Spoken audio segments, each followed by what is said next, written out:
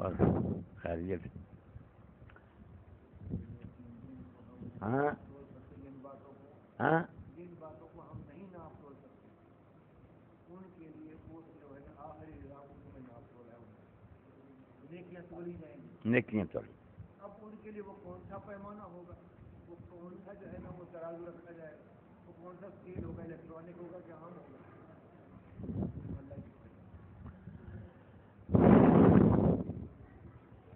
جی اور ٹھیک صاحب خیر. اچھا کریں نا اس پر کو گفتگو ہے. یہ جو پڑھا ہے کہ عالم آخرت کا نقشہ کیا ہوگا، اس بارے میں کچھ اپنے اپنے خیالات ظاہر کریں. ہاں ذرہ برابر نیکی کرے گا وہ بھی دیکھ لے گا، ذرا جو برائی کرے گا وہ بھی دیکھ لے گا. کچھ لوگوں کے بارے میں کہا جاتا ہے کہ وہ بغیر حساب کے چلے جائیں گے، کون سا آدمی یہ آواز بولے جائیں گے، ان کا حساب ہی نہیں ہوتا. نہیں، وہ تو ساتھ ساتھ پڑھا نا کہ جس کا پڑھا نیکیوں کا جھک جائے گا. جو کہتے حساب ہوتا ہے نہیں، آواز کھولا نہیں جائے گا.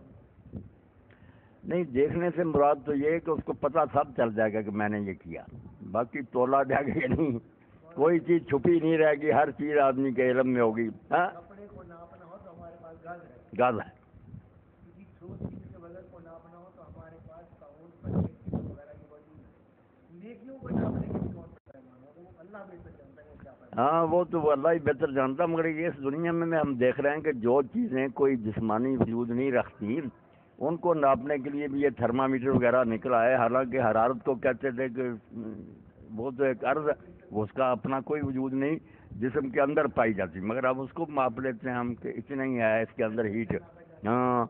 ایسے اگر کوئی لگا دیا میٹر اللہ نے جس نے فوراً سوئچ بتا دی اتنی چیزیں نیکی ہے.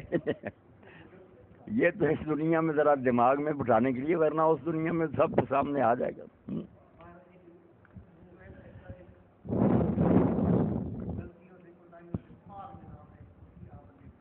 ہاں بالکل، جو خامی اس دنیا میں ہے نا کہ نیکی کا پورا بدلہ کسی کے سامنے نہیں آتا، بلکہ بعض لوگوں کو تو الٹا ملتا ہے نا یہاں کہ انہیں لوگ قتل کر دیتے ہیں، دکھ دیتے ہیں، جیلوں میں عمریں گزر جاتی ہیں. کچھ لوگ بدماش ہیں، وہ یہاں عیش کی زندگی گزارتے ہیں. اس دنیا میں یہ خامی جو ہے نا، اس سے اللہ تعالیٰ نے اس کو جہان کو پاک رکھا. وہاں بالکل صحیح صحیح نتائج سامنے آئیں گے، نیکی بدی کا پورا پھل ملے گا.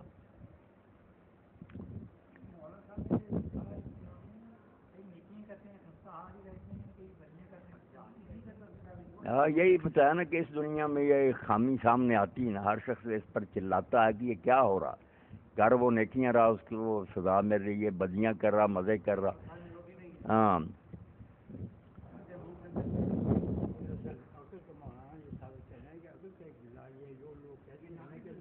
دنیا ایسے ہی آئی اور ایسے ختم ہو جائے، ہاں اس سے کوئی نتیجہ نہیں ہوگا. یہ بات غلط ہے. اور اس کو غلط سے وہ ثابت کرتے ہیں کہ ایک چیز جب یہاں ہے، باقی چیزوں کے جب پھل ہمارے سامنے آتے ہیں تو نیکی اور بدی کا پھل کیوں نہیں سامنے آتا؟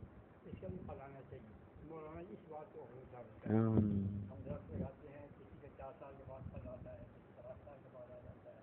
ہم پھول کے پودے لگاتے ہیں، وہ 6 مہینے 3 مہینے میں پھول لگنا شروع ہو جاتے ہیں. لیکن نیکی اور بدی جو اس دنیا میں سب سے زیادہ اہمیت رکھتی ہے، اس کا کوئی پھل اس دنیا میں ہمارے سامنے ظاہری طور پر نہیں آتا. نہیں آتا، نیکی کا مطلب بعض اوقات جو ہے یہاں الٹا نکلتا کی ہے. صورت میں آتا ہے، اور بدی جو ہے الٹے سفارش ہوتی ہے. تو مولانا اس طرح کے مظاہرے یہ کہتے ہیں کہ یہ تو ایک تقاضا یہ تھا جس کہہ چکے ہیں. پھر قرآن مجید سے وہ اس کو ثابت کر رہے ہیں کہ پہلے تو یہ ثابت کیا کہ یہ دنیا جو ہے یہ فنا ہو، ادھر سے ماحول تک ہے. اور پھر یہ ثابت کیا قرآن مجید سے ہی تمام جتنا بھی استدلال ہے مولانا کا وہ قرآن مجید وہ یہ ہے کہ وہاں جو ہے بالکل ایک دوسرے پیمانے پر یہاں وہ غیر مادی چیزیں جن کا ہم وزن نہیں کر سکتے، وہاں ان کا وزن ہوگا. اور ذرا کا مطلب یہ سمجھنا ہے کہ اس کے نامہ ناز ہے وہ یہ نہیں ہوئے کہ وہ قلم ہو گئے ایسے ہی اللہ نے جو ہے وہ کسی اور نظام کے تحت اس کو سزا دے دے گا جو ان کا نیکی کر ہے اس پہ نہیں. وہ خود دیکھ لے گا کہ میں نے کیا کمائی کی، ساری کمائی ہے اس کی آنکھوں کے سامنے ہوگی. میرے ہی ہے جس کا مجھے سزا ہے، جس کی سزا مجھے مل رہی ہے، وہ میرے اعمال امال دیکھنے کا مطلب یہ ہے. وہ دیکھ لے گا، وہ اپنی آنکھوں سے دیکھ لے گا اس کو. وہ کوئی ایسی غائبانہ چیز نہیں ہوگی کہ اس سے نہیں. دیکھنے کا ایک لحظہ نہیں کیا جائے. یہ عقلاً جو ہے مولانا یہ ثابت کریں گے، قرآن مجید سے ثابت کریں. اگر ابھی جس زمانے میں یہ کتاب لکھی مولانا نے اس کو یہ یہاں فتح پوری جیسے لوگ ہیں، یہ تشکیک لوگوں کے اندر کوئی صاف مولدانہ تو نہیں نہ کر سکتے تھے، لیکن وہ شروع کرا رہے تھے آخر کے سلسلے میں طرح طرح کے اعتراضات کرتے تھے اور رسالت کے بارے میں اور اسلامی دائی کے بارے میں کہ یہ حضور کا کلام ہے یا اللہ تعالیٰ کا اپنا کلام ہے، اس طرح کی چیزیں قرآن یہ کوئی کتاب نہیں ہے، یہ ساری لکھی ہوئی ہے ان ایجسٹمنٹ کے لیے جو چاہتے ہیں کہ خود قرآن کیا کہتا ہے، اللہ تعالیٰ کیا کہتا ہے، وہ اللہ تعالیٰ جو کچھ کہتا ہے وہ وہی کیا ہے پورا قرآن میں یہ ساری کتاب میں یہ بالکل میرے بھائی ایسے ہی ہے، جیسے کوئی آدمی نا اپنا دانا پیس کر اس کے پراٹھے پکا کر نہ کھا رہا اور مزے کر رہا، دوسرا بیچارہ جا کر زمین میں بیج بواتا، یہ کہتا بیوقوف آدمی میں پراٹھے کھا رہا ہوں، یہ گھر کا بیج بھی جا کر زمین میں پھینکا، مگر 5-6 مہینے کے بعد نتیجہ آ جاتا کہ پراٹھے کھانے والا پھر بھوکا مرتا، اس کے پاس کچھ نہیں بھی رہتا، اور جس نے اس وقت اس کے خیال میں حماقت کی تھی وہ پھر کھیتی لہا اٹھتی ہے، وہ پتہ ہاں تو یہی بات ہے کہ دنیا میں جو مزے کر رہے ہیں اللہ کہتا ٹھیک ہے 2-4 دن کے لیے کر لیں، اب پراٹھے کھا لیں پھر تو مریں گے نا آنے والے جو ہے نا وہ کہتے کیا ہے کہتے ایک جہان میں تھا اگلا پہلے نہیں یہ ایسے ہی ہے، یہ ایسے ہی ہے چوتائی سب، کوئی ڈاکے مارے تو ابھی وہ پکڑا نہیں گیا تو کوئی یہی کہ کہاں ہے پولیس کہاں ہے قانون، مگر جس دن گرفت ہوتی ہے پھانسی پر لٹکایا جاتا ہے اس وقت پتہ چلتا ہے نا کہ سب کچھ تھا، تیری آنکھوں پر جو پردہ تھا اللہ نے کہہ دیا نا ہم پردہ ہٹا دیں گے اور کہیں گے آج نظر ٹھیک ہے سب کچھ دکھائی دیتا ہے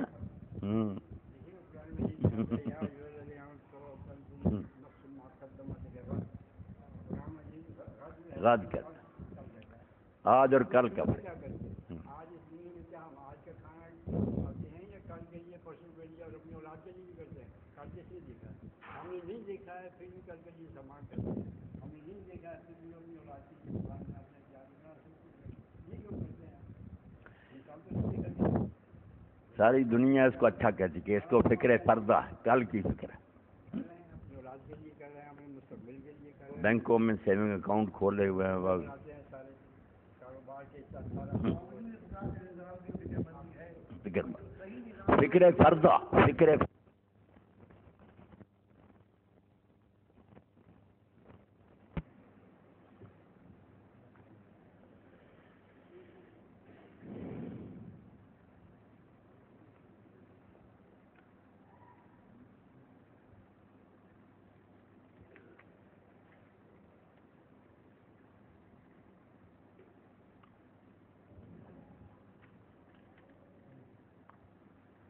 اعوذ باللہ من الشیطان الرجیم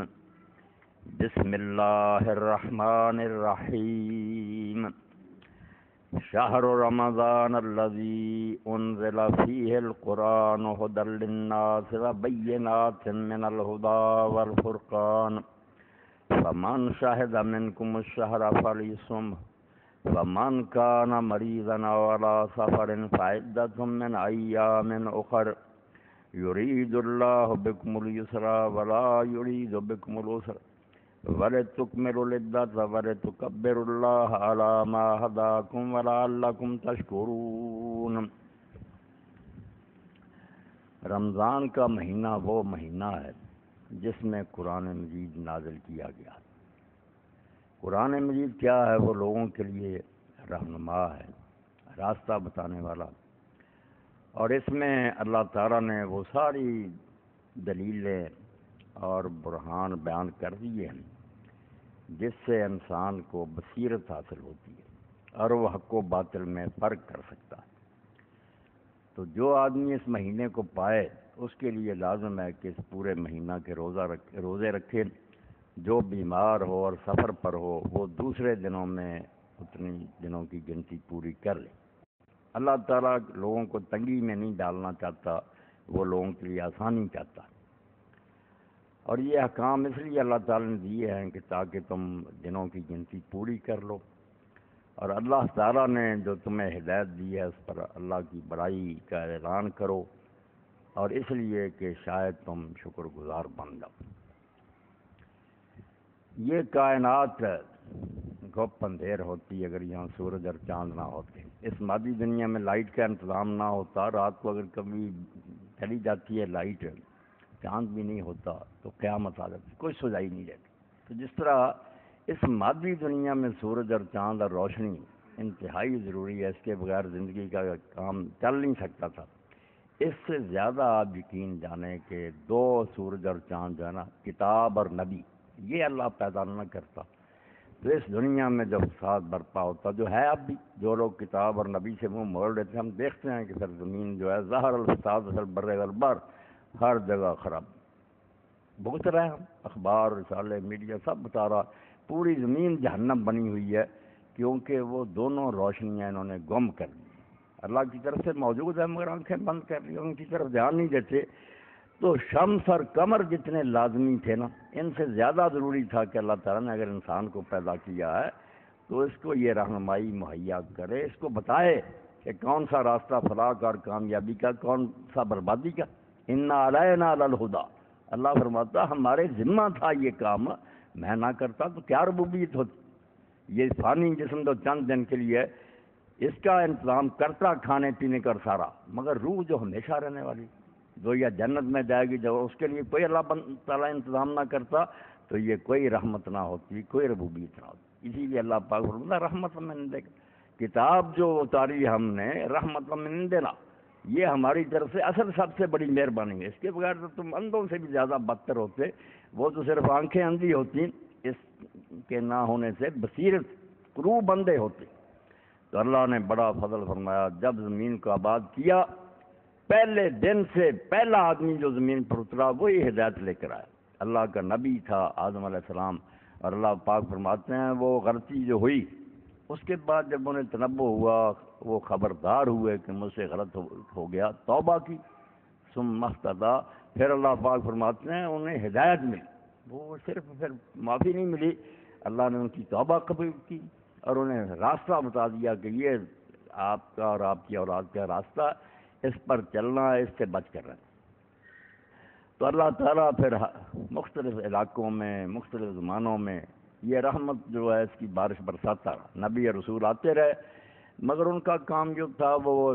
اس طرح کا تھا کہ اپنے اپنے علاقے کے لیے آتے تھے۔ اس زمانے میں اتنے ذرائع وسائل نہیں تھے، اتنے لوگوں کا میل جول نہیں تھا کہ ساری دنیا کے لیے ایک رہبر ہو سکے، اس لیے یہی ممکن تھا کہ جس علاقے میں لوگ رہتے ہیں وہاں نبی آتا، انہیں ہدایت دیتا، راہ راست پر لوگ چلتے، بعد میں اس میں ملاوٹ کر دیتے، کچھ رد و بدل کر دیتے، مگر آخر میں اللہ تعالیٰ نے سراجا منیرا، جیسے پہلے چھوٹے چھوٹے ستارے ہیں نا وہ آتے رہتے ہیں، مگر پھر جب سورج آ جاتا تو پھر تو ساری روشنیاں ماند پڑ جاتی ہیں، وہ ایک ہی روشنی کافی ہوتی ہے۔ اللہ نے فرمایا کہ پھر ایک زمانہ آیا کہ اللہ پاک نے یہ مناسب سمجھا کہ اب ایک ایسا نبی بھیج دیا جائے کہ اس کے بعد ہدایت کی کوئی ضرورت نہ ہے۔ نوئے انسان را قیام آخری، انسانوں کے لیے اللہ پاک کا آخری پیغام کہ اب میری طرف سے کوئی گفتگو نہیں ہوگی، میں نے جو کہنا تھا کہہ دیا، اب اس سے ہدایت پاؤ۔ تو یہ قرآن مجید لے کر محمد رسول اللہ صلی اللہ علیہ وسلم آئے، اور اس کا آغاز جو ہے اس بابرکت مہینہ سے۔ یہ ٹھیک ہے، کچھ روایتوں میں لوگ کہتے ہیں کہ وہاں سے بیت معمور سے یہاں اتارا گیا، بیت العزت ہے پہلے آسمان پر، وہاں سے پھر کشتواڑ اترا، مگر یہ کوئی ایسی مستند باتیں نہیں ہیں، سب ضعیف باتیں۔ یہی ٹھیک ہے جو مولانا عبدالمجید دریا آبادی نے بہت حوالوں سے یہ بات لکھی کہ صحیح بات ہے کہ نزول شروع ہوا، پہلی قسط جو اتری وہ اس مہینہ میں تھی، اور وہ زمانہ جو اس کو بلایا نہیں جا سکتا، جس میں اللہ تعالیٰ نے مخلوق پر رحم فرمایا اور آغاز کر دیا، فرشتہ آنا شروع ہوا، اللہ کے رسول کو اللہ تعالیٰ نے پہلی آیات جو تھیں وہ دین، تو فرمایا یہ رمضان کا مہینہ یادگار مہینہ ہے، اس مہینہ میں اللہ تعالیٰ نے نظر رحمت فرمائی اور تمہاری طرف اپنی توجہ کی اور تمہارے حال پر رحم فرمایا، ورنہ حدیث پاک میں آتا ہے کہ اللہ نے پوری زمین پر نظر ڈالی اور سوائے اہل کتاب میں سے چند نفوس کے پوری زمین کو دیکھا، سب گمراہ ہوتے، کہیں ہدایت نہیں رہی تھی۔ قرآن مجید کو اتارا اللہ پاک نے اور قرآن مجید کی شان بیان کی، ہدی للناس وبینات من الہدی والفرقان۔ اب ہدا بھی دو مرتبہ آیا، پہلے ہدن کا ایک تو کام ہے کہ رہنمائی کرے، بتائے گائیڈ بک ہو کہ یہ کرنا یہ نہیں کرنا، یہ کام ہے۔ اس کے بعد یہ مطالبہ ہوتا کہ ہمیں کیسے تسلی ہو کہ یہ کتاب سچی ہے، دلیل ہونی چاہیے۔ جھوٹے مدعی بھی اس دنیا میں کیا دیتے ہم نبی ہیں، بنے ہیں، اب بھی بن رہے ہیں، تو دلائل ہونے چاہیے، یہ انسان کی عقل تقاضا کرتی ہے، اور اللہ تعالیٰ نے یہ نور بخشا ہے کہ اندھا دھند بات نہ مانو، دلیل مانگو۔ اس کے لیے ساتھ ہی فرمایا جو اصل غرض تھی وہ تو پہلے ہی ختم ہوگی، ہدی للناس، کہ صرف یہ پڑھنے کے لیے نہیں اور نہ یہ تاقوں میں رکھنے کے لیے، اس سے رہنما کا کام لینا ہے۔ جو قدم اٹھانا نا اس سے پوچھ کر اٹھانا، جہاں سے روکے ادھر نہیں جانا، جدھر جانے کا حکم دے وہ کرنا، یہ ہے رہنمائی۔ مگر دو چیزیں کہ اس کے بارے میں یہ تسلی کیسے ہو کہ یہ کتاب برحق ہے، اور جو لوگوں کے اعتراض ہیں، شبے ہیں، مخالف جو اس میں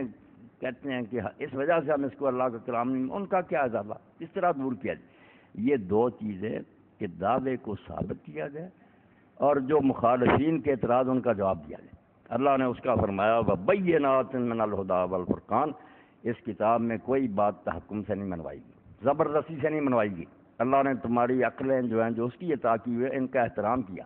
کہ یہ کوئی بچے نہیں ہیں کہ انگلی پکڑ کر لے چلیں، عاقل بالغ ہے، یہ سمجھنا چاہتے تھے۔ فرمایا وَبَيِّنَاتٍ مِّنَ الْهُدَىٰ، اس میں ایسے دلائل دیے گئے ہیں۔ دوسرا معنی جو ہے وہ عمل کی بات ہے، ہدن رہنما، یہ ہدا بصیرت، وَالَّذِينَ اهْتَدَوْا زَدْنَاهُمْ هُدًى، جو ہدایت پاتے ہیں ان کو ہم اور زیادہ ہدایت دیتے ہیں، بصیرت، تو ان کی روشنی دماغ کی بڑھتی جاتی ہے، زیادہ مطمئن ہو جاتے ہیں۔ فرمایا وَبَيِّنَاتٍ مِّنَ الْهُدَىٰ، اس میں ایسے دلائل دیتی ہیں واضح، صاف روشن، جیسے ابھی ہم پڑھ رہے تھے، اگر کوئی آدمی حد ترمر جی نہ ہو، جو لوگ سن رہے تھے مولانا مولوی صاحب کلام، کیسی بات دل میں اترتی جا رہی تھی، کیسے نہ مانا جائے کہ اس دنیا کے بعد ایک دنیا آنی چاہیے جہاں اللہ تعالیٰ ہر شخص کو اس کی نیکی بدی کا پورا بدلہ دے، جو یہاں نہیں ہو رہا۔ نیک جو ہے وہ خالی جاتے ہیں بلکہ دکھ اٹھاتے ہیں، بدماش عیش کرتے ہیں، تو انسانی عقل جو ہے مضطرب ہے، بے چین ہے کہ یہ کیا دیر لگ رہی۔ تو دین کہتا نہیں، ایک دن آئے گا، بس ایک دن کی بات ہے، صبح ہوگی تو سارا فیصلہ ٹھیک ہو جائے گا۔ یعنی جو بات کہتا ہے اس سے انسان کی بصیرت میں اضافہ ہوتا، روشنی بڑھتی، بالکل پردے ہٹتے جاتے۔ تو یہ تو ہے حصہ کہ منواتا ہے قرآن کہ جو کچھ کہا جا رہا ہے یہ خدا، بالکل یہ بصیرت افروز باتیں۔ والفرقان، اور ایسی بینات بھی ہیں جس سے وہ باطل پرست لوگ، دین کے دشمن، وہ جو گرد و غبار اٹھاتے ہیں اس کو اللہ تعالیٰ دور کر، جتنے ہیں نا اعتراض سب کو الگ کر کے فرقان، حق اور باطل میں فرق کر کے دکھا دیتا۔ یعنی ذہن کو مطمئن کرنے کے لیے عقل کو وہ بھی سامان اس میں، اور پھر عمل کے لیے رہنمائی بھی دے دی گئی۔ تو اس سے اعلیٰ اور برتر کلام کیا ہو سکتا ہے؟ اسی لیے اللہ کے رسول علیہ السلام نے فرمایا کہ یہ قرآن تمہارے حق میں یا حجت ہوگا یا تمہارے خلاف ہوگا، اب نہیں بہانا کوئی چلے گا، اس پر عمل کرو گے تو تمہیں بخشوا دے گا، اور اس کی مخالفت کی تو اب انسان بہانا نہیں کر سکتے، بالکل مکمل آخری ایڈیشن، ہر غلطی سے پاک اللہ نے آئین کا اور دستور کا اتار دیا۔ اب یہ ریت عمل نہیں نہ کرے گی، جان نہیں چھوٹے گی۔ اور اس کو ہی اللہ تعالیٰ نے معیار ٹھہرا دیا عروج و زوال کا، کہ مسلمان عروج اگر پائیں گے تو قرآن پر چل کر، اور گریں گے تو اس کو چھوڑ کر۔ اب یہ علاج سوچتے رہتے ہیں نا، ساری دنیا کے لال بجکڑ اکٹھے ہو جاتے ہیں، ہمارے پاس اسلحہ کی کمی ہے، ہماری معیشت کمزور ہے، ہمارے ہاں لوگ پڑھے لکھے نہیں زیادہ، یہ ساری باتیں بھی ٹھیک ہے، مگر یہ بالکل جو ہے نا ثانوی ہے، ان کی کوئی حیثیت نہیں۔ جو کرنے اول کے مسلمان تھے، رسول اللہ صلی اللہ علیہ وسلم کے ساتھی، کون سی یونیورسٹی کھلی، کئی ان میں سے ساری عمر تک الف بے نہیں دیکھ سکے، کوئی لکھنا پڑھنا نہیں آتا، کوئی ان کے پاس دولت نہیں تھی، چیچڑے ان کے بدن پر ہوتے تھے، ٹوٹی جوتیاں ہوتی تھیں۔ مولوی صاحب رحمۃ اللہ علیہ نے ایک بڑا اچھا مضمون لکھا تنقیحات میں، مسلمان کی قوت کا اصلی راز۔ تو کہتے ہیں کہ یہ افغانستان جو تھا اس پر مسلمان نے قبضہ کر لیا، مگر پہلی صدی میں ہی بنو امیہ کے دور میں خراج دینے سے یہاں کا حکم جو تھا نا انکاری ہو گیا کہ میں نہیں دیتا خراج وغیرہ، لوگ میرا بگاڑنا بگاڑ۔ تو ایک وفد آیا اسلامی حکومت کی طرف سے، تو جب وہ لوگ آئے تو جو حاکم تھا وہاں کا، اس نے کہا یار تم سے پہلے جو لوگ آتے تھے ان کے پیٹ جو فاقوں کی وجہ سے ان کی پشتوں سے لگے، پیٹھوں کے ساتھ لگے ہوتے تھے، جوتیاں ٹوٹی ہوتی تھیں، کپڑے پھٹے ہوتے تھے، وہ کہاں گئے؟ تو انہوں نے کہا کہ وہ ہمارے نبی کے ساتھی تھے۔ اس نے کہا پھر یار تمہارا لباس ان سے عمدہ ہے، تم کھاتے پیتے نظر آتے ہو، تمہارا جسم ان کی تر و تازہ نظر آتا، مگر یہ اللہ جانتا کہ ان کے میرے دربار میں حاضر ہونے سے مجھ پر جو حیبت طاری ہوتی تھی وہ تمہارے اندر آنے سے حیبت طاری نہیں ہوتی۔ یہ فرق میں نہیں سمجھتا کیوں ہو گیا، اس وقت ایسا روب حق، حیبت حق اصلی از خلق نے، رومی کہتے ہیں اللہ کے بندے کا روب جو ہوتا ہے وہ مخلوق کا روب تو نہیں ہوتا، وہ اللہ کا روب ہوتا، اللہ اس کے ساتھ ہوتا۔ تو 40 سال تک پھر اس سے خراج نہیں لے سکے، انکاری ہو گیا کہ جاؤ میرا بگاڑنا جو بگاڑو۔ تو قوت کا اصل سر چشمہ ایمان تھا، ایمان قرآن پیدا کرتا تھا۔ حضرت عمر رضی اللہ تعالیٰ عنہ صحیح مسلم میں آتا کہ ایک دن آپ نے دیکھا کہ مکہ معظمہ کا گورنر شہر سے بہت دور باہر جنگل میں آپ سے ملا، تو آپ نے کہا کہ تم نے مکہ معظمہ کس کے حوالے کیا، کس کو قائم مقام کر کے آئے؟ اس نے غلام آزاد کا نام لیا، جو غلام آزاد ہوا تھا نا اس کا نام لیا کہ میں نے ابن ابزہ کو وہاں گورنر مقرر کیا۔ تو آپ نے فرمایا مکہ اور وہاں اتنے بڑے بڑے مشائخ اور قریش کے سردار، اور آپ نے ایک غلام کو وہاں بنا دیا۔ اب اس کا جواب کیا تھا؟ اس نے کہا امیر المومنین وہ قرآن قارئ لکتاب اللہ عالم بالفرائض، وہ قرآن سب سے زیادہ جانتا اور وراثت کے مسائل سے واقف ہے۔ تو آپ نے فرمایا اللہ کے رسول علیہ السلام نے سچ کہا تھا، ان اللہ یرفع بہذا الکتاب اقواما ویضع بآخرین، اسی قرآن کی برکت سے کچھ لوگوں کو اللہ تعالیٰ سر بلند کر دے گا، دوسرے پست ہو جائیں، نیچے ہو جائیں۔ یعنی یہ دنیا میں ایک میزان تھی جس پر لوگ تولے جاتے تھے کہ ترقی وہ پائے گا جو قرآن پر عمل کرے گا۔ اور اسی کو علامہ اقبال فرماتے ہیں تم جو یہ علاج سوچتے رہتے ہو جس کا کوئی نتیجہ نہیں نکلا، ساری تدبیریں جو ہیں بیکار جاتی ہیں، سرمایہ برباد ہوتا، نتیجے الٹ نکلتے ہیں کہ لوگ زیادہ خراب ہوتے جاتے ہیں۔ تم کیوں نہیں سمجھتے کہ مسلمان کا علاج جو ہے یہ ان چیزوں میں نہیں کہ دولت ہو اور اسکول اور کالج؟ تو فرماتے ہیں خار از مہجوری قرآن چھوڑ، قرآن چھوڑنے کی وجہ سے تو ذلیل ہو گیا۔ اصلی بات جو ہوتا یہ شکوہ سنجے گرد سے دوران شدی، مگر تمہاری زبانوں پر ہر وقت تقدیر کا گلا رہتا کہ نہیں ہماری قسمت میں تھا، اللہ کو یوں ہی منظور تھا، اللہ کو نہیں منظور تھا ایسا، اللہ نہیں ظالم، تم نے ایسا کیا، قرآن کو چھوڑا، نتیجہ یہی نکلا کہ گر گیا تھا، اٹھ نہیں سکے۔ اور وہاں کئی ساتھی جو ہے نا ذرا مادہ پرست ذہن ہے نا، پھر بھی یہی سوچتے ہیں نہیں مسلمانوں کے پاس اگر دولت آ جائے، یہ دولت آ گئی تو خرابیاں بھی آئیں گی۔ آپ لوگ دیکھیں جب دولت نہیں تھی مسلمان ٹھیک ہے۔ حضرت عثمان رضی اللہ تعالیٰ کے زمانہ میں فتوحات بہت بڑھ گئیں، دولت مدینہ میں ڈھیر ہے، اس کے لگ گئے،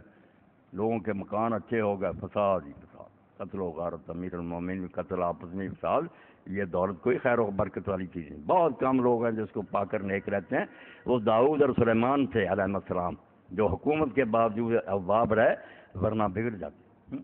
اسی لیے علامہ اقبال نے اس پر نظم لکھی ہے کہ اگرچہ زر بھی جہاں ہے میں ہے قاضی الحاجات، میں مانتا ہوں کہ دولت سے بھی بہت کام ہوتا، اگرچہ زر بھی جہاں میں ہے قاضی الحاجات، جو فقر سے ہے میسر تونگری سے نہیں۔ سبب کچھ اور ہے تو جس کو خود سمجھتا ہے، اے مسلم پتہ تجھے تو ادھر ادھر بھاگا پھرتا کہ یوں کر لیں یوں کریں، سبب کچھ اور ہے تو جس کو خود سمجھتا ہے، زوال بندہ مومن کا بے زری سے نہیں، اس لیے نہیں کہ دولت نہیں رہی، جہاں میں گر کبھی جوہر میرا آشکار ہوا، قلندری سے ہوا ہے تونگری سے نہیں۔ کوئی دولت سے کچھ نہیں بنا، درویشوں اور فقیروں نے یہ سارے کام کیے جن کے اندر ایمان تھا۔ تو اللہ پاک فرماتا ہے اس قرآن کو تم ایک کتاب نہ سمجھو کہ معلومات کے لیے مطالعہ کر لیں گے، اس میں سے کچھ واقعات یاد کر لیں گے، جیسا بدقسمتی سے ہو گیا۔ یہ انقلاب کی کتاب نہیں رہی کہ ہر شخص پڑھنا شروع کرے، پہلی آیت پڑھے رک جائے کہ جو اللہ نے کہا ہے میرے اندر ہے، میں اس طرح کا بن گیا ہوں، اور نہیں اگلی آیت کیوں پڑھوں؟ جیسے عبداللہ ابن مسعود رضی اللہ عنہ فرماتے ہیں ہم رسول کریم علیہ السلام سے 10 آیتیں پڑھتے تھے، نہ آپ پڑھاتے تھے آگے نہ ہم پڑھتے تھے، پہلے دیکھتے تھے کہ جن چیزوں سے روکا چھوڑ دیں، جن کا حکم دیا وہ کرنا شروع کرتے، بدلتے جاتے تھے قرآن کے ساتھ ساتھ۔ پھر وہ مرحلہ آتا تھا جب کہا جاتا تھا یہ راز کسی کو نہیں معلوم کہ مومن قاری نظر آتا ہے حقیقت میں قرآن، پڑھنے والا نہیں رہتا تھا، خود قرآن بن اس کی گفتار، کردار، کمانا، کھانا، ہر چیز سانچے میں ڈال جاتی، سچ مچ قرآن ہو جاتا تھا۔ اور اللہ تعالیٰ رحمت فرمائے سید قطب شہید رحمۃ اللہ علیہ پر، انہوں نے حضور کی سیرت پر ایک فصل میں یہ کہا کہ محمد بن عبداللہ فدا حبیب امی فرماتے ہیں حضور کی اصل کامیابی نہیں کہ حضور نے قرآن جیسی کتاب دی، اصل کام یہ ہے کہ جب حضور دنیا سے رخصت ہوئے تو عرب میں لاکھوں چلتے پھرتے قرآن بن چکے تھے، قرآن مجید کے سانچے میں ڈال کے۔ اب ہمارا قرآن کیا محفل قرات ہو رہی، بلا رہے ہیں، قاری آ رہے ہیں، لاکھوں روپیہ خرچ ہو رہا، جاتے وہ موسیقی والا جو ہے چسکا اس طرح پورا کریں کہ چلو مزہ بدلنے کے لیے آج سنیما ہال نہیں جاتے، وہاں آئیں گے قاری یا کانوں پر ہاتھ رکھیں گے، سر ہلائیں گے، سریں بھائی یہ خدا اللہ تو فرماتا پہاڑ لرز جاتے تھے، آنکھیں جوان سے آنسو بہتے، دل کانپتے تھے، لرز جاتے تھے۔ مولوی صاحب رحمۃ اللہ علیہ نے تفہیم میں لکھا ایک جگہ کہ احمد بن نصر نے جب قبضہ کیا تو اس نے کہا کہ بھائی دربار لگا، قاری سے کہا قرآن تلاوت کرے، نیشا پور پر قبضہ کیا۔ اب قاری نے نہ سورہ زمر تھی شاید وہ شروع کری، اور اس میں جب یہ بات آئی کہ اللہ اس دن اعلان کرے گا لمن الملک اليوم، بتاؤ آج بادشاہی کس کی ہے، تم جھوٹے بادشاہ بنے پھرتے تھے، کس کا اقتدار ہے آج، للہ الواحد القہار، کوئی نہیں بولے گا، آواز آئے گی صرف اللہ کی بادشاہی ہے جو تنہا ہے، کوئی اس کے ساتھ شریک نہیں، غالب ہے۔ یہ اثر ہوا کہ احمد نے اسی وقت تاج سر سے اتارا، تخت پر رکھا، زمین پر گر گیا اور سجدے میں سر رکھا اور کہا اللہ بادشاہی نہیں، کسی کی بادشاہی نہیں۔ قرآن کا یہ اثر ہوتا تھا کہ لرز جاتے تھے بڑے بڑے ظالم حکمران، اب کچھ نہیں، ایک صرف نا مزے لینے کے لیے رہ گئی بھائی، اتنے لوگ حافظ بن گئے اور ایسی جعلی اور جھوٹی روایتیں بنا لیں کہ کسی آدمی نے قرآن مجید اگر حفظ کر لیا تو اس کے خاندان میں سے 10 آدمی جن کے لیے جہنم واجب ہوگی اس کی سوار سے بخشے جائے۔ اب کئی لوگ حرام کماتے ہیں، بڑے بڑے وہ امیر ہیں، فیشن کے طور پر ایک آدھ بچے کو قرآن حفظ کہ 10 بخشوا دے گا، اللہ اللہ خیر صلاح۔ قرآن بیچارہ منہ دیکھتا رہ گیا کہ میں تو اعلان کرتا تھا کہ جو تم کرو گے وہ تمہارے سامنے آئے گا، وہاں کوئی سفارش نہیں چلے گی، کوئی دوسرے کی جگہ پکڑا نہیں جائے گا، کوئی فدیہ نہیں لیا جائے گا، کسی کو مدد نہیں ملے گی۔ میرے ساتھ یہ ظلم کیا، مجھ سے یہ چیزیں نکال لیں کہ وہاں ہم بخشوا دیں گے، آپ نہیں، کوئی نہیں بخشوائے گا، ہر شخص اپنے اعمال کا خود جواب دے ہوگا۔ تو اللہ فرماتا ہو ایسی کتاب جو قدم قدم پر عملی طور پر بھی تمہیں بتاتی ہے یہ کام کرنا، یہ نہیں، رہنما کتاب، پھر بصیرت کو افروز کرتی ہے، روشن دماغ کو دلائل دے کر مطمئن کر دیے کہ جو بات کہی جا رہی حق، اور جتنے اعتراض اٹھتے ہیں سوال قیامت تک دو اٹھائے، اب لوگ کرتے ہیں جی یہ اعتراض کر رہے ہیں یہودی عیسائی وغیرہ، کوئی اعتراض نہ آئے۔ آپ دیکھیں یہ منکرین حدیث ہیں یا منکرین قرآن ہیں، کوئی اعتراض انہیں نیا نہیں سوچتا۔ مسلمان علماء علامہ راضی رحمۃ اللہ علیہ پر اللہ رحم کرے، ابن حجر جیسے لوگ ہیں، انہوں نے سارے سوال پہ خود اٹھائے، وہاں سے ہی چوری کر لیتے اور جو جواب دیے ہیں چھپا لیتے، ورنہ مسلمان علماء اللہ کی مہربانی سے فارغ ہو چکے ہیں۔ جو ذہن کے ذہن میں بھی ابھی سوال نہیں ہے وہ بھی انہوں نے پیدا کیا کہ اگر کوئی کافر یہ کہے کیا جواب ہے اس کا، ہر شے جو ہے اللہ کے فضل سے، تو فرمایا بالفرقان، یہاں کوئی مغالطہ نہیں دے سکتا، 2 نمبر مال نہیں بک سکتا، ہر چیز الگ الگ کر دیجیے۔ تو ان دنوں اس مہینے میں روزے رکھو۔ اب اس مہینے کو روزے کے لیے چھانٹا گیا، مہینے تو سارے ٹھیک سے اللہ جو مہینہ چاہتا ہے اللہ تعالیٰ اس میں حکم دیتا ہے، نہیں، رمضان چھانٹا کہ قرآن اترنا شروع ہوا تاکہ لوگوں کو پتہ چلے کہ قرآن اس لیے آیا کہ اس پر عمل کرنا، اور عمل کے لیے جس شہر سے سب سے زیادہ مقابلہ انسان کا ہوگا وہ اس کے اندر خواہشات ہیں۔ ایک دشمن تو اندر چھپا ہوا جس کے بارے میں اللہ کے نیک بندے اعلان کرتے گئے، آدھا دائے کا نفسوں کا اللہ جبائے نہ دم دائے کا، تیرا سب سے بڑا دشمن جو باہر نہیں اندر ہے وہ تیرے 2 پہلوؤں کے اندر جو تیرا نفس میں دو تنگ کر، اتنا پریشر ہے، اور آدمی باہر کے لوگوں کا شاید مقابلہ کرے اس کا نہیں کرتا، جب یہ خواہش کو سامنے لاتا ہے اتنی زور بر ہوتی ہے وہ خواہش، آنکھوں پر پٹی بند، کوئی عورت اچھی نظر آ گئی، کہیں کروڑوں روپے کا نفع حرام ملتا نظر آیا، اندھا ہو جاتا۔ تو اندر دشمن چھپا ہوا، باہر کے دشمن کے مقابلے سخت۔ امام ابن قیم کی پوری کتاب ہے اس پر، اعلام الورا فی ذم الہوا، کہ یہ خواہش نفس، اور قرآن مجید میں آپ دیکھتے ہیں جنت کا کیا ذکر کرتا، وَأَمَّا مَنْ خَافَ مَقَامَ رَبِّهِ وَنَهَى النَّفْسَ عَنِ الْهَوَىٰ، جو ڈر گیا اس سے کہ میں نے اللہ کے سامنے ایک دن کھڑے ہونا، اس لیے میری یہ جو خواہشیں ہیں، میری یہ آرزویں، میرے اندر جو یہ ابال آتے ہیں، میں نہیں اس کو پورا کروں، نہا نفس اپنے آپ کو روک دیا کہ خواہش نفس کو پورا نہیں کرنا، وہ کامیاب ہوگا۔ اور جس نے اما منطقہ سرکش ہو گیا اور بس جو جی میں آیا کرتا رہا، ایک نفس خواہش شیطان بھی ہے، اللہ تعالیٰ فرماتا ہے اس کے مقابلہ میں بہت بریک مضبوط ہونی چاہیے، یہ گاڑی جو ہے نا یہ کہیں کھڈ میں نہ گر جائے، اس لیے یہ بریک کو کہتے ہیں تقویٰ، کہ گاڑی کو دوڑانے کے لیے بھی کچھ پرزے ہونے چاہیے. بالکل یہ خواہشیں جو نا کوئی کہے کہ اللہ نے کیوں پیدا کی، نہیں. اگر خواہشات نہ ہوتی، جیسے بدھ کہتا ہے خواہشات فنا کرو، بھائی خواہشات فنا ہوگی موت. آپ کسی چیز کو چاہتے ہی نہیں، اس کے لیے کوشش نہیں کرے، سب تباہ ہو جائے. انسان تخلیق مقاصد سے زندہ ہے. ایک مقام سامنے آ گیا، میں یہ کتاب اس پر تحقیق کروں گا. کسی نے کہا یہ میں کارخانہ یا تعمیر، کوئی آرزو پیدا ہوتی ہے جس کے لیے دوڑ دھوپ کر. یہ بری نہیں، یہ وہ اسٹیم ہے جو انجن کو دوڑاتی ہے، مگر ساتھ بریک ہونی چاہیے. بریک پر نہ آدمی کی گرفت ہونی چاہیے، کہیں گاڑی بے قابو نہ ہو جائے. اس لیے بریک ایک تو آپ دیکھیں نا، عقل کے لیے جتنے عربی زبان کے الفاظ ہیں سب روکنے کے معنی دیتے، روکنے والی بریک. عقل کا معنی ہے خود باندھنا. اسی لیے جانور جس کو باندھ کر لوگ کھڑا کر دیتے تھے، دور سے نشانے لگاتے، معقولہ اس کو کہتے ہیں باندھا ہوا. تیر مارتے ہو بیچارے مر جاتے، اس کو حضور نے حرام کرا دیا. اور اونٹ کا گھٹنا باندھتے تھے رسی، اس کو عقال کہتے. اور ان اونٹوں کو بھی کیا کہا جاتا ہے، یہ بیر موکلہ، ایسے اونٹ جن کے گھٹنے باندھے ہوئے، ہاں ادھر ادھر نہیں بھاگ سکتے. پھر اللہ نے ہجر کا لذی ہجر بھی روکنے کو کہتے ہیں.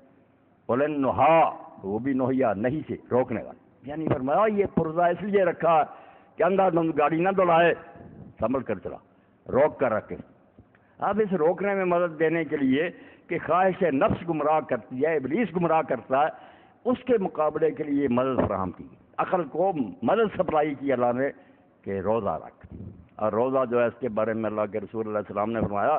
کہ ہر نیکی ابن آدم کی جو ہے نا وہ 10 گنا سے لے کر 700 گنا تک اللہ اس کا انعام دے گا.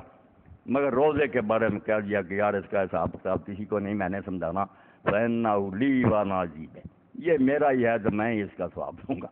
یہ پتہ نہیں کیا انعام اس کا دے. اور اسی لیے حضور فرماتے ہیں ایک شخص اگر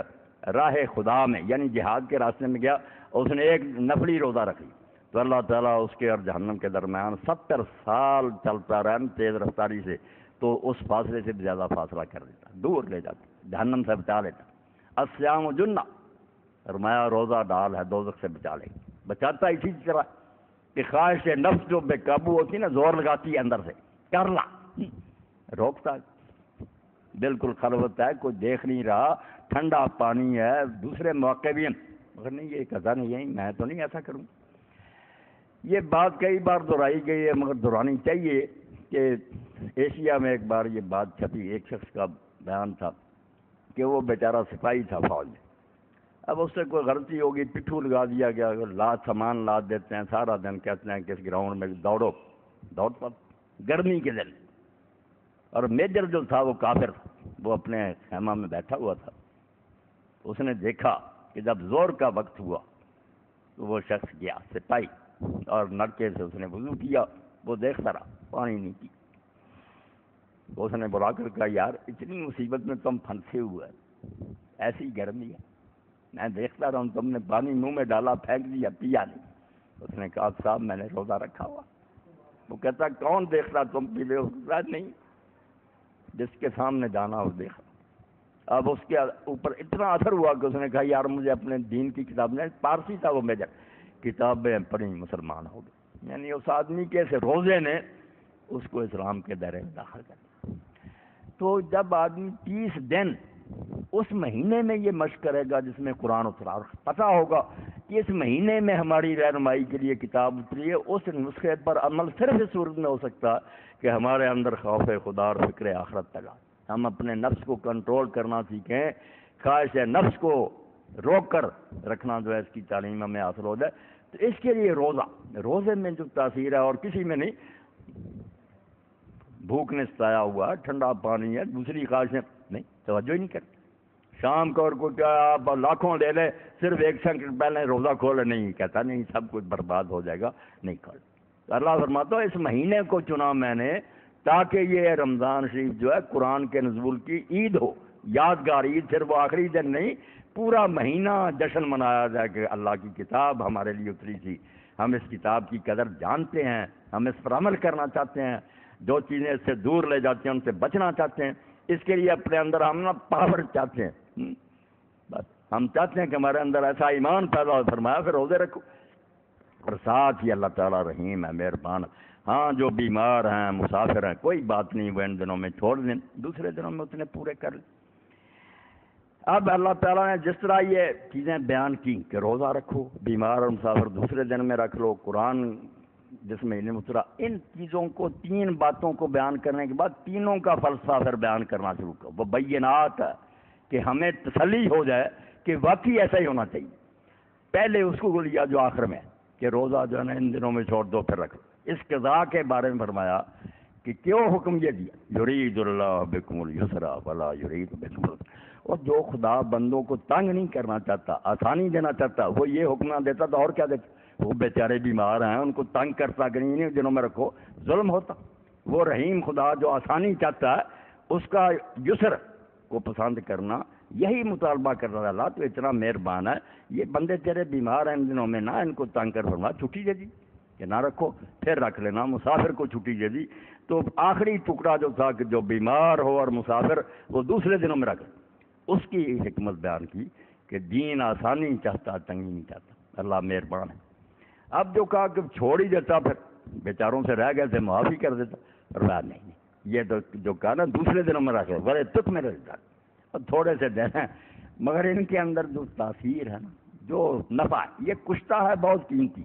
اس لیے چھڑانا نہیں۔ چلو ان دنوں میں استعمال نہیں کر سکے، روزے کا اثر اور کسی طریقے سے پیدا نہیں ہو سکتا، اس لیے میں نے اتنا ہی بڑا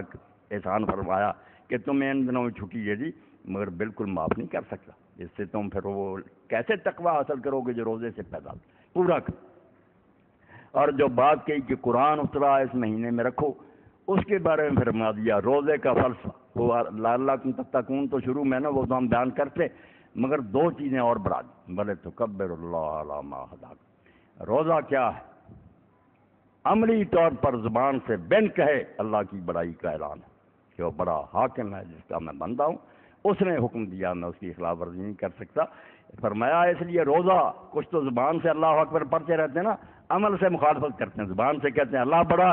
رشوت لیتے ہیں، جھوٹ بولتے ہیں، ظلم کرتے ہیں، وہ اللہ کو کہاں بڑا مانتے ہیں؟ جو بیچارہ صبح سے شام تک اس حال میں کہ وہ ساری دنیا کو یہ دکھا رہا ہے، مظاہرہ کر رہا ہے، اعلان کر رہا کہ اگر اللہ کو بڑا نہ مانتا ہوتا تو میں یہ مصیبت میں کیوں پھنستا؟ بل تکبر اللہ علی ما ہداکم۔ روزہ عملی طور پر اظہار ہے اللہ تعالیٰ کی کبریائی اور بڑائی کا، کہ بہت بڑا حاکم ہے، میں اس کا ادنا بندہ ہوں، اس نے کیا دیا، میں اس کے خلاف نہیں جا سکتا۔ تو فرمایا روزے کے ذریعے جب قرآن اس مہینے میں اتارا ہے تو پھر اعلان کرو اس بات کا کہ اگر اس نے تمہیں ہدایت دی ہے، سیدھا راستہ دکھایا، تو تم اس کی بڑائی کیا، پریکٹیکلی اعلان کرو کہ بڑا مانتے ہیں۔ اور ساتھ ہی وَلَعَلَّكُمْ تَشْكُرُونَ، یہ بھی مقصد ہے اس روزے کا کہ اگر اس مہینہ میں روزہ رکھو گے اور پتہ ہوگا کہ قرآن کے اترنے کا مہینہ، قرآن پر عمل کے لیے، تیاری کے لیے، تو پھر تم قدر کر سکو۔ شکر کا معنی قدر کرنا، پھر قرآن کی حقیقی قدر کرو گے، ورنہ یہ صرف رہ جائے گا کہ فلاں نے اتنے ختم کیا اور فلاں مدرسے میں آج محفل قرات، بیچارہ روتا رہے گا۔ قرآن کی فریاد پھر ماہر القادری صاحب کی پڑھتے رہیں گے ہم، یہ غریب روئے گا اور کچھ نہیں ہوگا۔ وَلَعَلَّكُمْ تَشْكُرُونَ، اگر واقعی اس کتاب کی قدر کرنا چاہتے تو پھر چومنا چاٹنا کافی نہیں، نہ یہ ہے کہ مرنے کا وقت آئے با یا تسجزیں کارے نہ داری کیا یاسین ہوا آسام امیر، اتنا ہی واسطہ مسلمان تیرا اس کا رہ گیا کہ مرنے کا وقت آئے پڑھ دو تاکہ آسانی سے جان نکل جائے۔ یہ مرنے کا نسخہ، جو زندگی بخش کتاب تھی اس کو مرنے کا بنا لیا۔ حالانکہ کتاب کیا ہے، چلو اب حکیم صاحب کی بات، ڈاکٹر صاحب تو آئے نہیں، علامہ اقبال نے اس قرآن کے بارے میں جو کون ایسا بیان کر سکتا، کہتا کیا ہے قرآن؟ قرآن انقلاب کی کتاب ہے۔ انقلاب کیا ہے؟ انقلاب ہر میدان میں آیا، اس سے بڑھ کر اور کیا فکر و عمل کا انقلاب، بادشاہوں کی نہیں اللہ کی ہے۔ یہ سیاست میں تو یہ ہوا حکمرانی میں کہ بادشاہ کہتے تھے یہ ہمارا ملک ہے، جو چاہیں کریں، فرمایا نہیں، تمہارا نہیں ہے، یہ ملک اللہ کا ہے، تم اس کے بندے ہو، تمہیں ان عام رعیت سے بڑھ کر زیادہ اللہ کا حکم ماننا چاہیے، نوکر ہو تم خدا کی۔ تو کہتے ہیں اس سے بڑھ کر یار دنیا میں تبدیلی کیا ہے؟ یہ کہتے تھے ہمارا ملک ہے، اللہ نے منوا دیا، نہیں، یہ دماغ سے خناس نکالو، اللہ کا۔ امیر آدمی جو تھے احسان کرتے تھے، غریبوں کو کچھ دیتے، تھوڑی بہت خیرات، کہتے ہیں یار ہم اس غریب کو پار ہے، وہ کہتے ہیں یہ اندازہ کرو، منہ کو مال و دولت کا بناتا ہے، ان کے دماغ سے نکال دیتا ہے کہ تمہارا کچھ بھی نہیں، یہ مال جو اللہ کی امانت ہے، اور غریب کو اگر تم دیتے ہو تو یہ اللہ کا اور زیادہ فضل تم پر ہوا کہ یہ فانی چیزیں دے کر تم جنت خرید۔ اور جو کہتے تھے ہم بڑے ہیں یہ چھوٹے ہیں، کہتے نہیں، نہ کوئی فغفور و خاکاں نے فقیر رہنشی، یا نہ کوئی فٹ پاتھ پر بیٹھا ہوا فقیر ہے، اور نہ ایران کا فغفور اور خاکان ہے جو نا ظالم بادشاہ بنے ہوئے تھے، ڈکٹیٹر بھی یہاں کوئی نہیں۔ تو قرآن کتاب نہیں، قرآن نے آ کر پوری دنیا میں ایک ایسی تبدیلی کی جو لوگ سوچ بھی نہیں سکتے۔ حکمران رہ گئے، خادم بن گئے۔ منعم جو تھے لوگوں پر کوئی انعام کرنے والے خیرات، وہ احسان نہیں چاہتے تھے۔ الٹا وقت آیا کہ امام زین العابدین علیہ السلام کے بارے میں نے پڑھا کہ جب کسی شخص کو وہ درہم دیتے، کوئی آیا کھڑے ہو کر پہلے تو دیتے، احترام کرتے کہ یہ مسکین نہیں آیا، یہ اللہ کا قاصد اللہ کی طرف سے آیا اور میری جنت کا انتظام کر رہا ہے، یہ روپیہ کیا پانی، یہ چند ٹکے لے کر میری بیشتی انتظام، اور وہ اس کے ہاتھ پر رکھ کر نہ درہم، پھر اس کو اٹھا کر بوسہ دے اور دوبارہ دے دیتے۔ تو لوگ کہتے ہیں آپ نے چوما کیوں فرمایا؟ اللہ کے رسول علیہ السلام نے فرمایا کہ جب تم کسی کو کچھ دیتے ہو تو اس کے ہاتھ میں جانے سے پہلے وہ اللہ کے دائیں ہاتھ میں چلا جاتا ہے، اللہ کا مقدس ہاتھ اس کو چھو گیا۔ تو قرآن نے یہ انقلاب کیا، مگر ہم اس کو سب صرف ایک کتاب ہم نے بنا لیا ہے پڑھنے پڑھانے کی، وہ کام نہیں جو اللہ کہتا ہے لعلکم تشکرون، روزے رکھوائے گئے تاکہ تمہارے اندر وہ ہمت پیدا ہو جائے جس سے تم واقعی اس کتاب کی قدر کر سکو، اس کے حلال و حرام کی پابندی کر سکو۔ تو دن تھوڑے رہ گئے، اللہ تعالیٰ خیر کرے ہم داخل ہو جائیں رمضان المبارک میں۔ یہ مہینہ اکبر علیکم شہر اللہ بالبرکۃ والرحمۃ والمغفرہ، روایت میں لوگوں آ گیا مہینہ اللہ کا مہینہ، برکتیں لے کر، رحمتیں لے کر، مغفرتیں لے کر، ہوا شہر عند اللہ خیر من افضل الشہور، سب سے افضل مہینہ، وایام افضل الایام ولیالی افضل اللیالی وساعت خیر الساعات، گھڑیاں سب سے بہتر دن، سب سے تو اب فائدہ اٹھانے کا موقع، اللہ سے توفیق مانگیں کہ اللہ تندرستی سے یہ گزرے اور ہمت دے کہ ہم اس مہینے کی قدر کریں اور جو کچھ اس میں ہو سکے اس کو قبول فرمانا۔ وآخر دعوانا الحمدللہ رب العالمین وصلی اللہ تعالی علی خیر خلقہ محمد وآلہ وصحبہ۔ اب محترم حسین صاحب آپ کے سامنے اللہ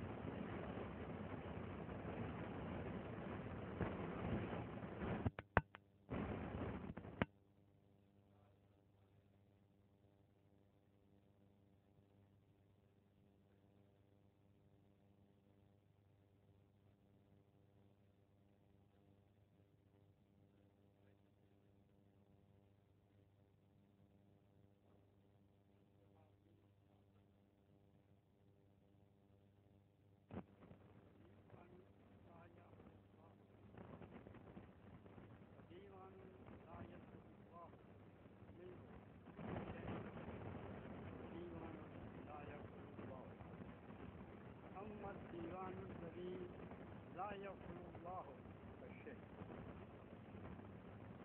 وأما الديوان الذي لا يأبى الله به شيئا فظلم العبد نفسه فيما بينه وبين ربه من صوم تركه وصلاة تركها، فإن الله تبارك وتعالى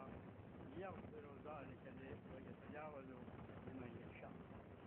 وأما الديوان الذي يترك الله منه شيئا فظلم العبد بعضه بعضا كالقتال الأموال. نبی کریم صلی اللہ علیہ وسلم کا یہ ارشاد حضرت عائشہ رضی اللہ تعالیٰ عنہا سے امام حاکم نے، امام احمد نے روایت کی، اس میں آپ نے ارشاد فرمایا ہے کہ قیامت کے روز فرض عمل جو ہے وہ تین قسم کی ہوتی ہے۔ ایک تو وہ فرض ہوگی جس کی اللہ تعالیٰ اس کی کوئی زیادہ پرواہ نہیں کرے گا، اور دوسری وہ ہے جس کو اللہ تعالیٰ اس میں سے کوئی چیز نہیں چھوڑے گا، تیسری چیز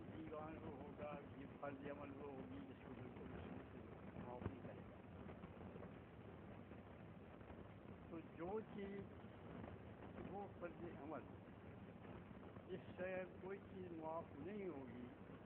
لا یغفر اللہ الشرک، وہ شرک، یعنی قیامت کے روز تین قسم کی فرض عمل ہوگی لوگوں کی. ایک فرض عمل وہ ہوگی جس کو اللہ تعالیٰ بالکل معاف نہیں کرے گا. دوسری فرض عمل وہ ہوگی جو انسان کا اپنے نفس کے اوپر ظلم ہوگا، مال چھوٹ گئی یا دولت چھوٹ گئی. تیسری یہ ہوگی کہ انسان جو آپس میں ایک دوسرے کے حقوق مارتے ہیں، ایک دوسرے کے ساتھ زیادتی کرتے ہیں. پہلی بات جو آپ نے فرمائی جس کو وہ معاف نہیں کرے گا وہ شرک ہے. شرک کی دراصل ساری خرابیوں کی جڑ ہے، اور شرک جو ہم محدود معنی میں عام طور پر سمجھتے ہیں اس حد تک محدود نہیں ہے کہ کسی خاص بت کو یا کسی خاص اس طرح کی چیز مادی چیز کو جو ہے اس کی پرستش کرنا جو ہے جیسے ہندو کرتے ہیں یا بدھ والے کرتے ہیں یا مشرکین مکہ کرتے تھے، یہ شرک نہیں ہے. قرآن یہ بھی شرک ہے، لیکن قرآن مجید نے اس کی بڑی تفصیل کے ساتھ دنیا ایک تو یہی جو کہ اس زمانے کے مشرکین کرتے تھے اور آج بھی مشرکین کرتے ہیں، کسی مادی صورت کو وہ اپنا خدا بنا لیتے ہیں، اس کے آگے جھکتے ہیں، اس سے اپنی جو ہے منتیں مانگتے ہیں، اس سے اپنی جو ہے آرزوئیں بیان کرتے ہیں اور اس کے سامنے سجدے کرتے ہیں. دوسرے شرک وہ ہے جو کہ اپنے جیسے انسانوں کو خدائی کا مقام دے دیتے ہیں اور ان کے احکام کو ویسے ہی سمجھتے ہیں جیسے کہ وہ خدا کے احکام ہوں، اور جس کام سے وہ منع کرتے ہیں اس سے قرآن مجید میں جب یہ آیت نازل ہوئی اتخذوا احبارهم ورهبانهم اربابا من دون اللہ والمسیح ابن مریم وعبد اللہ یعبدون اللہ وحدہ لا الہ الا هو سبحانہ وتعالی یشرکون. عیسائیوں نے اپنے صوفیاء اور تارک دنیا کے جو ہیں ان کو اور اپنے علماء کو جو ہے اللہ تعالیٰ کے سوا رب بنا دیا. اسی طرح مسیح ابن مریم کو بھی انہوں نے رب بنایا ہوا ہے، حالانکہ ان کو تو یہ حکم دیا گیا ہے کہ وہ اللہ کے سوا کسی کی عبادت نہ کریں، اس کے سوا لا الہ الا اللہ، اس کے سوا کوئی اللہ نہیں ہے. سبحان عما یشرکون، تمام چیزوں سے وہ پاک ہے جن کی وہ اس کا شریک کرتے ہیں. تو حضرت عدی بن حاتم رضی اللہ عنہ نے رسول اللہ صلی اللہ علیہ وسلم سے دعا کیا، یا اللہ ہم ان کو خدا تو نہیں مانتے ہیں، یہ جو بھی ہیں ہمارے علماء یا صوفیاء یہ لوگ ہیں نہ مسیح نہ مریم کو، تو آپ نے فرمایا کہ یہ وہ لوگ ہیں کیا تم اس کو حلال سمجھتے ہو جس کو یہ حلال کرتے ہیں؟ نہیں ہاں. کہنے لگے جس کو یہ حرام قرار دے اس کو تم حلال مان لیتے ہو. تو اس سے یہ سوچئے کہ صرف وہ شرک نہیں ہے جو کسی مادی صورت کے سامنے چیز نمانے سے کیا جائے، بلکہ وہ صورت بھی جس کے میں کہ اللہ تعالیٰ کے مقام پر کسی بھی شخص کو، چاہے کسی بڑی برگزیدہ شخص کسی کیوں نہ ہو، مسیح مریم ہی کیوں نہ ہو، جب ان کو ہم خدا کی جگہ لے لیں اور خدا کے احکام کو چھوڑ کر، خدا کے احکام کو ترک کر کے، خدا کے حکموں کو نظر انداز کر کے ان کی پیروی کرنا شروع کر دیں جو خدا نہیں ہے اور وہ خدا کے اسی طرح کے بندے ہیں جس طرح ہم ہیں، تو یہ بھی شرک ہے. تیسری چیز جو شرک میں ہے وہ خود انسان کا اپنا نفس ہے. چنانچہ قرآن مجید میں آتا ہے کہ افلا ایتمتخذ الہ کیا تم نے اس شخص کا حال نہیں دیکھا جو کہ جس نے کہ اپنی خواہش نفس کو اپنا خدا بنایا، اپنا الہ بنایا ہوا. یہ بت توڑنا جو ہے یہ سب سے زیادہ مشکل ہے. اس کے لیے انسان جو تعویلی کرتا ہے وہ کسی کے لیے نہیں کرتا، اور یہ جس طرح سے انسان کے اوپر غلبہ پاتا ہے وہ کوئی دوسرا جو ہے شخص یا کوئی دوسری مادی چیز یا غیر مادی چیز انسان کے اوپر غلبہ نہیں پاتی، کیونکہ انسان کی خواہش نفس یہ نہیں ہے کہ وہ اس کو کوئی بت بنا کے اس کو پوجتا ہے، بلکہ وہ اس کی جو وہ چاہتا ہے نفس وہ کرتا ہے. جب وہ اللہ تعالیٰ کے فرمان کی خلاف کرتا ہے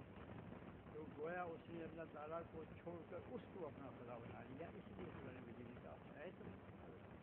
ختم اللہ اس کے دل پر مہر لگ گئی، وجعل علی بصیرتہ، اور ان کی آنکھوں پہ پردہ پڑ گیا کہ انہوں نے اپنی خواہش کو، اس کی خواہش کہاں اور اللہ تعالیٰ کے حکام کہاں. اس کی خواہشات پر شیطان بھی غالب آ سکتا ہے، اس کی خواہشات تو ایسی بھی ہو سکتی ہیں کہ جو بالکل مجرمانہ ہوں، تو ان کو خدائی کا مقام دے کر وہ اللہ تعالیٰ کے احکام کو ترک کر رہا ہے، گویا اس نے ان کو اپنا خدا بنا لیا. تو جو چیز معاف نہیں ہوگی جس فرد کی جس میں وہ شرک. یہ بالکل اللہ تعالیٰ معاف نہیں کرتا۔ دوسری فرض جو ہے وہ اللہ تعالیٰ اور بندے کے درمیان کا معاملہ ہے، کسی کی اگر کوئی نماز چھوٹ گئی، کسی سے کوئی روزہ چھوٹ گیا، اس طرح جو ہے کوئی کوتاہی ہو گئی اللہ تعالیٰ کے احکام میں، تو اللہ تعالیٰ جس کو چاہے گا اس کو معاف فرما دے گا، اور اللہ تعالیٰ چاہے جس کو چاہے گا اس کو توبہ بھی دے دے گا۔ یہ صرف اس لیے ہے کہ انسان جو ہے وہ یہ سمجھے کہ میں اول اور بنیاد جو ہے وہ سب سے زیادہ یہ ہے کہ اللہ تعالیٰ کے سوا کسی کو شریک نہیں۔ باقی اگر کوئی غلطی ہوتی ہے تو وہ اللہ تعالیٰ جو ہے وہ معاف کرنے والے ہیں، وہ بخش دیتے ہیں۔ پھر تیسری چیز یہ ہے کہ جو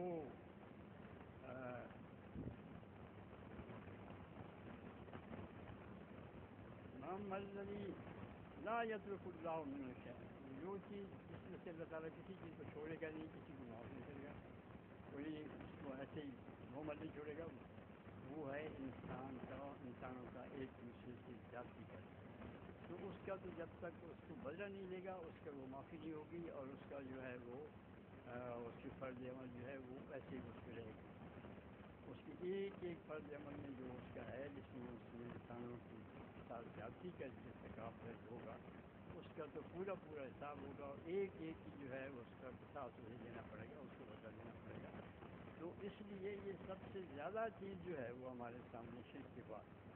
وہ یہ آتی ہے کہ ایک انسان دوسرے انسان کا حقوق جو ہیں ان کی ادائیگی میں کوئی کوتاہی نہ کرے۔ نبی کریم صلی اللہ علیہ وسلم نے اس راستے میں بڑی تاکید کی ہے، جیسے کہ میں نے پچھلی دفعہ بھی نبی کریم صلی اللہ علیہ وسلم کا ارشاد آپ کے سنایا تھا کہ نبی کریم صلی اللہ علیہ وسلم نے ارشاد فرمایا کہ پوچھا کہ مفلس کون ہے؟ تو صحابہ نے کہا یا رسول اللہ ہمارے درمیان تو مفلس وہ ہے جس کے پاس بیا پیسہ نہ ہو۔ آپ نے فرمایا نہیں، مفلس وہ ہے جس قیامت کے دن آئے گا، اس کے پاس روزے ہوں گے، اس کے پاس کھاد ہوگی، اس کے پاس ناز ہوگی، نیکیوں کے باغ اس کے پاس ہوں گے، لیکن اس نے کسی کو دکھ دیا ہوگا، کسی کا گالی دی ہوگی، کسی کا خون بہایا ہوگا، کسی کو تھپڑ مارا ہوگا، وہ لوگ آئیں گے اور ان کو جو ہے اس کی جو زیادتی اس کی ہوگی اس کے بدلے میں ان کو نیکیاں دی جائیں گی، اگر اس کی نیکیاں ختم کی جائیں گی تو ان کے جو گناہ ہوں گے اس پر لادے جائیں گے۔ تو مفلس اس دنیا کا مفلس نہیں ہے جس کے پاس پیسہ نہیں ہے، مفلس جو ہے جو اس دنیا میں تو اس کی تجوریاں بھری ہوئی ہوں گی لیکن اس دنیا میں اس کے پاس کچھ نہیں ہے۔ آپ قیامت کے روز جو ہے وہ تو ایسی ہے کہ قرآن مجید میں ابھی ہم پہلے پڑھتے رہے ہیں، لا پڑھی جاتی ہے، اس میں یہ ہے کہ یوم یفر المرء من اخیہ وامہ وابیہ وصاحبتہ لکل امرئ یومئذ شأن یغنیہ۔ یہاں تو ہم یہ ہے کہ اگر کسی کا قرض دینا ہو تو اس سے مہلت مانگ لیتے ہیں، کوئی سفارشی لے آتے ہیں، قسطیں بنا لیتے ہیں۔ وہاں تو یہ ہے کہ جن لوگوں سے آج ہم اپنے بیٹوں سے، اپنے بھائیوں سے، اپنی بیویوں سے، اپنی اولاد سے اور دوستوں سے جس ہم توقع رکھتے ہیں کہ مشکل ہمارے وقت آئیں گے اور ہماری ضرورت پورا کریں گے، جو ہمارے پھر مروں میں اس دن تو بھائی جو ہے اپنے بھائی سے بھاگے گا، صاحب اپنی بیوی سے اور اپنے بیٹوں سے بھاگے گا، بیٹوں سے سب سے زیادہ۔ تو ہر شخص کو اپنی پڑی ہوگی، وہ کسی دوسرے کے کام آئے گا، جن سے امید کوئی ہوگی، اس لیے وہ جو کچھ ہے وہ یہی ہوگا، جو کچھ ہوگا جس کے بھی دینا ہے وہ یہیں سے صاف صاف کر دو۔ اگلی دنیا میں تو کوئی کسی آدمی کے لیے کوئی کام نہیں آ سکے گا۔ پھر دوسری جگہ یہ ارشاد فرمایا یود المجرم لو یفتدی من عذاب یومئذ ببنیہ۔ ایک تو یہ ہے نہیں، ایک آدمی یہ فرمایا کہ بھاگے گا اس سے، ہم بھائی سے بھائی بھاگے گا، اور بیوی نہیں وہ بھی بھاگے گی، اور ویسے بھی جو کہیں گے کہ ہم کیا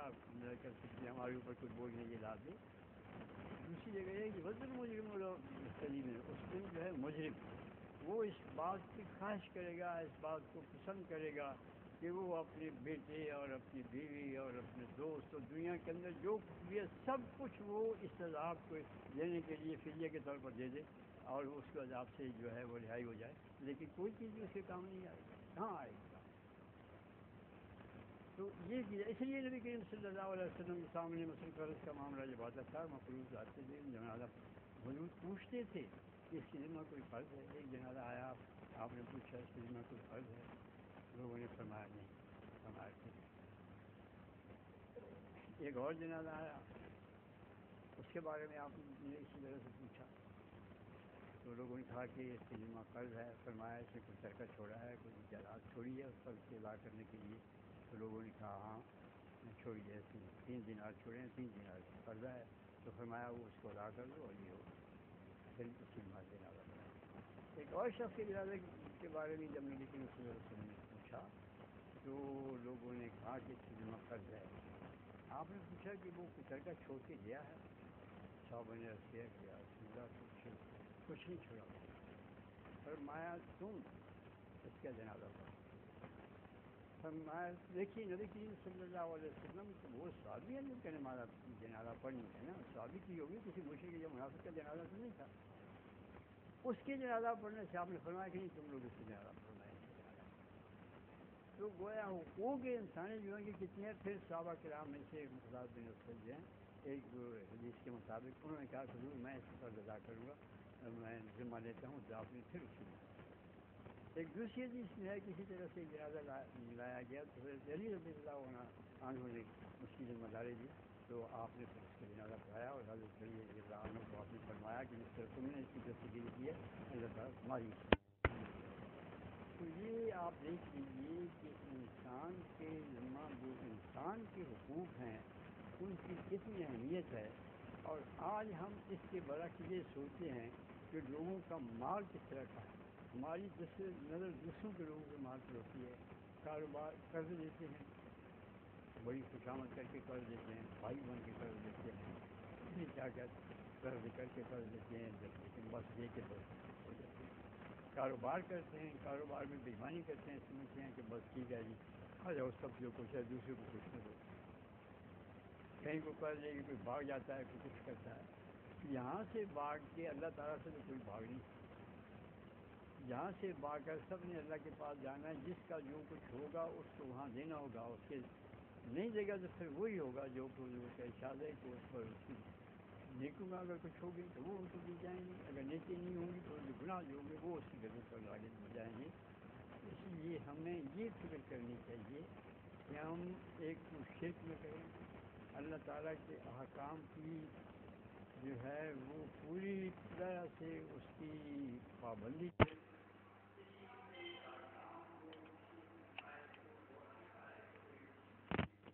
اللہ تعالیٰ کی حکم پر ترجیح نہ دیں، اللہ تعالیٰ کی حکم کو چھوڑ کر اس کے حکم کی تعمیل نہ کریں۔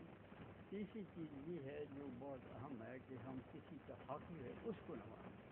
اس کو ادا کریں، کیونکہ اس سے رہائی کی کوئی صورت نہیں، وہ تو اللہ تعالیٰ بھی نہیں چھوڑے گا۔ اپنے حق سے وہ معاف کرتے ہیں، لیکن کسی کا حق وہ کہے گا وہ کسی کو معاف کرو۔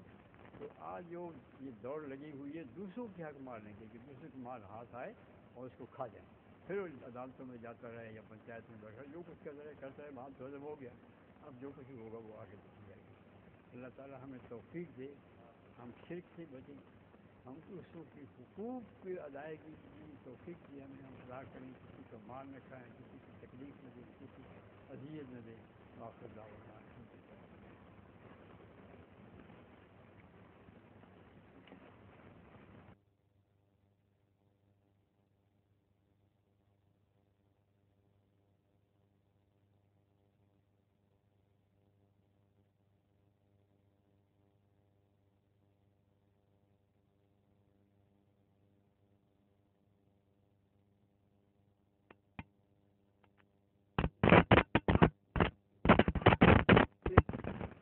سوال درپیش ہے۔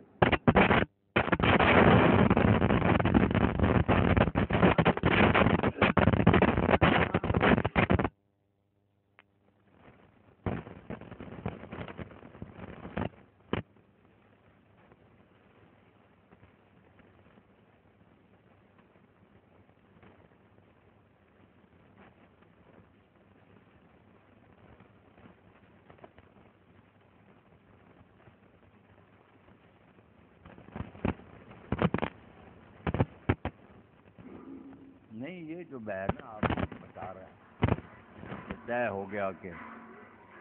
چلو وہ اپنا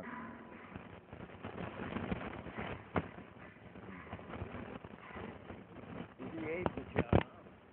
کہ سودا ہو گیا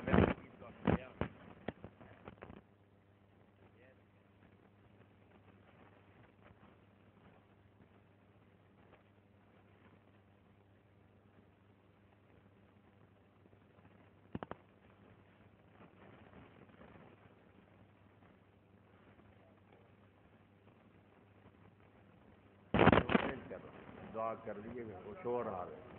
الحمدللہ رب العالمین والصلاۃ والسلام علی رسول الکریم سیدنا محمد اللهم ارزقنا صيام رمضان وقيام وتلاوة القرآن اللهم سلم علماء وسلمنا فيه وسلم منا فيه علم الثواب اللهم وفقنا لما تحب وترضى وجزاك خيرا اللهم انصر